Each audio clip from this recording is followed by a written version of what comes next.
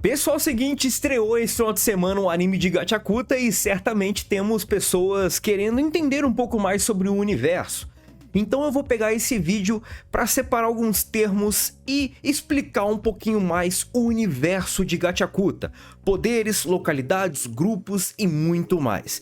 Certamente eu vou listar alguns nomes, só que alguns nomes eu vou deixar só meio que citado, não vou aprofundar cada nome, porque certamente pode acabar gerando um spoiler, beleza? Então se liga, rapaziada, vem comigo porque tem bastante conteúdo de Gachakuta aqui. Semana passada teve conteúdo extra, review, essa semana vai ter conteúdo, então se liga, amanhã tem review, já se inscreve no canal e bora entender um pouquinho mais sobre o universo de Gachakuta. Na descrição tem comunidade de Gachakuta no Twitter e também a minha comunidade no Discord, onde a gente fala sobre Gachakuta e muito mais, galerinha. Vamos começar aqui, porque eu separei alguns tópicos. Certamente esses tópicos não poderão ser todos desenvolvidos, tá? Mas eu vou listá-los aqui. Vamos começar primeiro com a divisão do mundo. Afinal de contas, a divisão do mundo foi o que mais ganhou destaque no primeiro capítulo, tá? No primeiro episódio do anime. Nós temos algumas divisões, Paraíso e Abismo é a principal delas, mas nós temos meio que subdivisões dentro desses dois lugares. Vamos começar pelo Paraíso, que nessa imagem aqui a gente já pode ver como é que o Paraíso é bem segregado, né? Uma parte onde moram os nobres e a outra parte onde moram os tribais, nativos, né? E aquela parte onde moram os tribais era uma parte onde eles exilavam os criminosos. Os criminosos ficavam próximos à beirada do paraíso para eles verem que, tipo assim, ó, se vocês fizerem merda, é isso que vai acontecer com vocês, tá? Tanto que as execuções são realizadas naquela parte onde as pessoas eram exiladas. Mesmo que eles meio que já conseguiram mudar ou pelo menos tirar um pouco dessa meio que esse preconceito, né, já que todo mundo lá é criminoso, não é bem assim, eles são descendentes, mas acabaram meio que conseguindo trabalhar para tentar mudar isso. Eles estão tentando meio que unir ali, ou ficar mais próximo, né, tanto que vocês podem ver que a parte branca ali, a parte nobre é cercada por muros, tem um portão, tem grade e tudo mais. Então, antigamente talvez o chumbo era bem grosso, as situações eram bem complicadas. No lado nobre, é um lado muito limpo, muito organizado e onde as pessoas aparentemente têm poderes aquisitivos bem superiores, beleza? No paraíso, por hora, é só isso, tá? Do paraíso para o abismo, nós temos algo chamado fronteira. Mas a fronteira é algo que tem alguns detalhes, mas nem no mangá a gente sabe tanto. Então sobre a fronteira, é só isso que vocês precisam saber, que ela existe. Agora no abismo nós temos algumas divisões bem interessantes, como Domínio Proibido e Terra de Ninguém, que eu acho que é a mesma coisa, porque as traduções aparentavam ser diferentes, mas na descrição é a mesma coisa. Zona Segura e certamente as alas, né? Norte, Sul, Leste, Oeste, beleza? O abismo é só pra quem mora no paraíso, porque pra quem mora no abismo é meio que o solo, a terra, o normal. E a gente se questiona quem está no lugar errado, né? O paraíso ou o abismo? O que que veio aí depois, né? Como é que o mundo foi dividido? Mas vamos entender um pouco do abismo, que sofre um pouco do lixo que vem do paraíso. Afinal de contas, esse lixo tem televisões, tem geladeiras, tem bonecos, tem pneus, tem lixo mesmo, comida e tudo mais. Pode acabar gerando doença, mas certamente quando um carro, quando uma televisão cai de um lugar alto, ela causa uma destruição. E quando ela cai em cima de um carro, em cima de uma pessoa, em cima de uma construção, ela vai gerar uma destruição e até mesmo morte. E é isso que os moradores do abismo acabam meio que vivendo durante a sua vida inteira. E por isso que nós temos Domínio Proibido, que é a Terra de Ninguém, ou Domínio Proibido, depende da tradução que eles vão usar, e as Zonas Seguras. As Zonas Seguras, normalmente, é onde cai pouco lixo, ou se cai lixo, eles têm um teto. Mais ou menos essa imagem aqui que eu tô mostrando pra vocês. Isso é uma zona segura, que é onde normalmente as pessoas acabam morando, acabam criando as cidades, ok? E quanto menos lixo tiver, mais habitável é as cidades. E agora nós temos o Domínio Proibido, que vem dentro do abismo como sendo uma das divisões.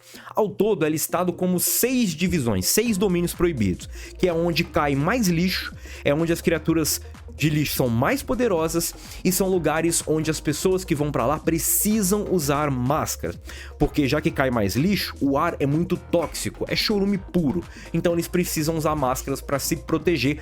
Normalmente são lugares pouco habitáveis e pouco visitados, ok? Nós temos 2 domínios já.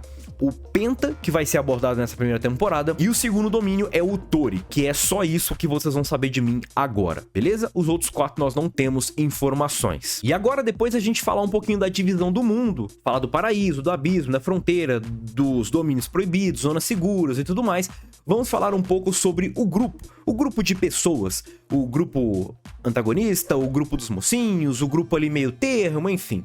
Vamos falar um pouco sobre os Zeladores, que é o grupo do protagonista, é o grupo que o Rudo vai entrar, né? E é o grupo onde ele vai meio que passar a maior parte do tempo. Os Zeladores, eles têm o objetivo ali, no abismo, de auxiliar as pessoas a destruírem as bestas de lixo, as criaturas de lixo. No entanto, o principal objetivo do grupo é outro, tá? E certamente eu não vou listá-lo aqui. Nós temos agora os Baderneiros, que são meio que os rivais ali dos Zeladores. Eles tentam ali um objetivo, mas certamente, por hora, eu não posso falar esse objetivo. Os Baderneiros, todos eles são Givers, e Givers eu vou abordar no próximo tópico, que tem a ver com os poderes. E nós temos também os carcereiros que basicamente é a polícia do abismo, tá? Aqueles apóstolos lá que mandaram o Rudo pra baixo, é basicamente os apóstolos do abismo, só que são chamados de carcereiros, ok? São esses 3 grupos e o principal que vai ser desenvolvido com mais destaque é o grupo dos Zeladores, porque é o grupo do protagonista.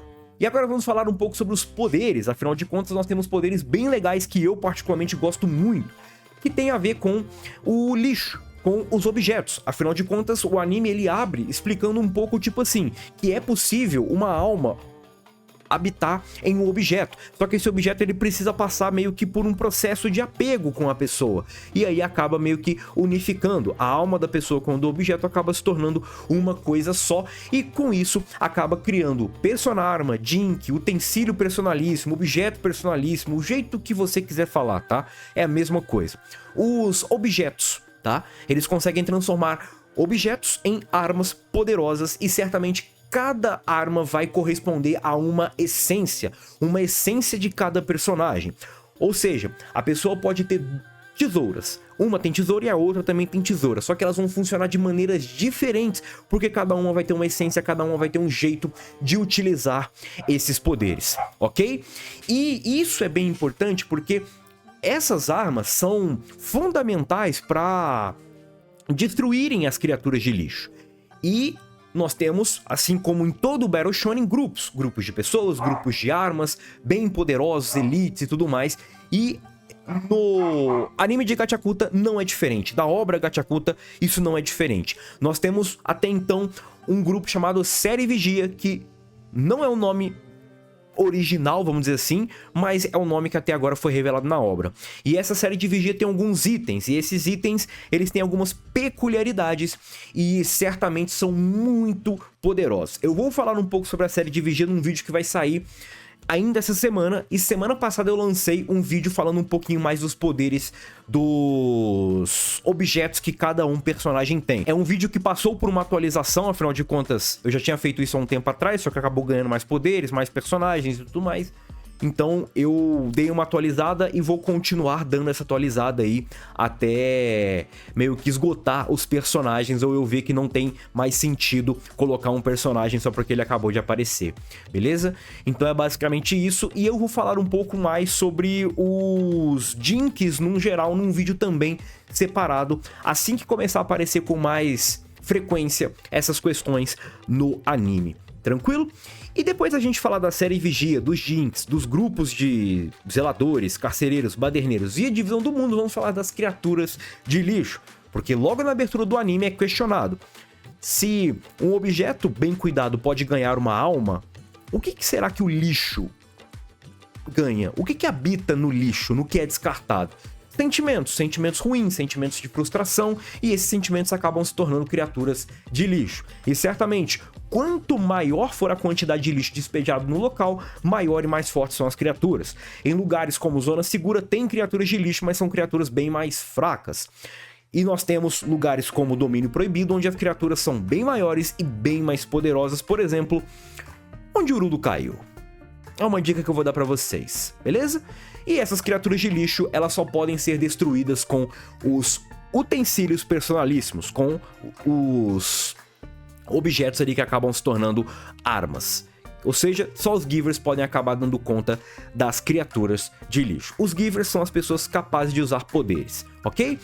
Sobre as criaturas de lixo, a gente não sabe muito sobre elas. A única coisa mesmo que a gente sabe é que elas vêm do lixo e elas são derrotadas meio que com os Jinx.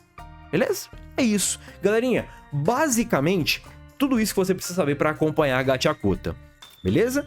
E certamente vai acontecer uma série de vídeos aqui no canal, onde eu consigo aprofundar mais cada detalhe, mas aí vai ter spoilers e tudo mais, coisa que eu não vou falar aqui.